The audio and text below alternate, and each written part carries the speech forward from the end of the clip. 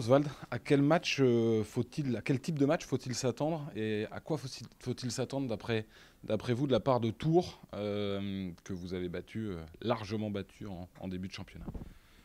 Bah déjà, il faut faire abstraction des deux derniers matchs qu'on a joué contre eux parce que c'était des matchs de championnat dans des contextes de championnat. Demain, c'est un match de coupe avec une élimination et un qualifié. Donc on y va là-bas pour aller chercher notre qualification. Et je pense il faut pas préparer ce match-là en prenant comme repère les derniers matchs de championnat parce que je pense que ça va être un adversaire différent qui a aussi modifié des choses dans son jeu depuis. Et voilà, donc il faudra livrer un match de coupe avec tout ce que ça implique et notamment la rigueur et la discipline qui doit faire partie de notre bagage sur un match extérieur et surtout un match qui est le sixième depuis le début de la saison. Donc il faudra se concentrer, faire un effort sur la concentration, la rigueur et puis exploiter ce qui est exploité.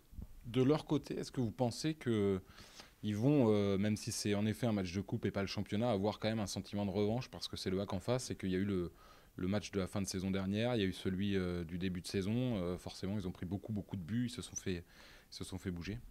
Moi, je crois ils vont faire ce qu'ils ont fait déjà depuis 2-3 matchs. Ils vont solidifier leur organisation pour laisser moins d'espace. Et voilà, après, forcément, quand c'est encore frais dans ta tête, ils vont peut-être y penser un petit peu. Mais nous, en tout cas, on y va en toute humilité. Et on sait très bien qu'un match ne fait pas l'autre et que ce qu'on a pu faire il y a quelques semaines, c'est derrière nous.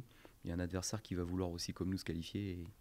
Et à l'issue du match, il y aura qu'un qualifié. On espère que ce sera nous parce on a envie de faire un petit bout de chemin dans cette compétition-là. Et on a noté que le match d'après en Coupe de Ligue, il était que fin octobre. Donc ça nous donne envie de pouvoir être encore dans la compétition fin octobre.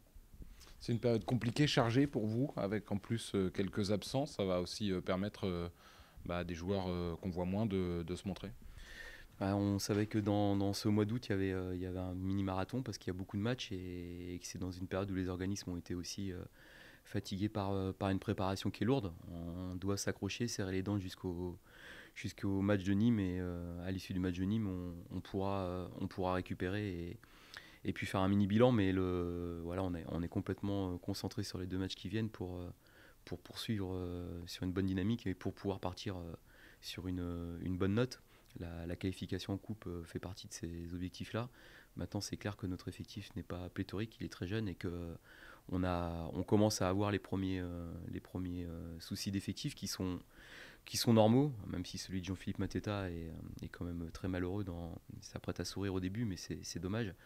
Et Amos Yuga suspendu, on a des joueurs qui vont être encore un peu trop courts pour postuler dans le groupe. Donc voilà, mais on va mettre de la fraîcheur et ça fait aussi partie de la stratégie du club de pouvoir mettre aussi des jeunes dans le grand bain sur certains matchs et c'est à eux de profiter pleinement de ça et aux autres de les accompagner. J'ai pas encore complètement tranché sur 2-3 postes, mais il y a Denis Bain qui est incertain notamment. Il y a Yuga qui est suspendu, Mateta qui est blessé. Donc voilà, le match de Nîmes il vient vite et il vient vite. On sait très bien que dans ce match-là, à Nîmes, il faudra avoir un maximum d'énergie et de solidité parce on s'attend aussi à un gros match là-bas.